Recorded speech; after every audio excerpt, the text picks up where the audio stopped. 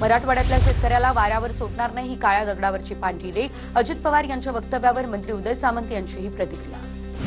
जिल्हा नियोजन समितीच्या निधीतून पूरग्रस्त भागातील महिलांसाठी सॅनिटरी नॅपकिन्स द्या. महिला आणि बालकल्याण मंत्री आदिती तटकरे यांची मागणी. महिलांच्या आरोग्यासाठी तातडीने सकारात्मक कार्यवाही होईल, आदिती तटकरे यांची ग्वाही. कडा शहर पाण्याखाली गेलं, त्यामुळे कडा शहराचं प्रचंड नुकसान. पवारांच्या राष्ट्रवादीचे नेते जयंत पाटील यांच्याकडून पाहणी, तर खासदार बजरंग सोनवणे, मेहबूब शेख, सुनील नाथ यांचीही उपस्थिती. मंत्री दादा भुसे मालेगाव तालुक्यामध्ये शेतकऱ्यांच्या बांधावर, तर माळमाथा भागातील करंजगव्हाण आस्थानेमधील नुकसानग्रस्त शेती पिकांची केली पाहणी. प्रशासकीय यंत्रणांना दिल्या तातडीने पंचनामे करण्याच्या सूचना. राज्याच्या मदत आणि पुनर्वसन अपर मुख्य सचिव सोनिया सेठी यांची बदली, तर राज्यामध्ये आता आपत्ती असताना उच्च अधिकाऱ्याच्या बदलीमुळे चर्चांना आलं उधाण. ही नियमित प्रशासकीय बदली असल्याचं प्रशासनाकडून स्पष्टीकरण.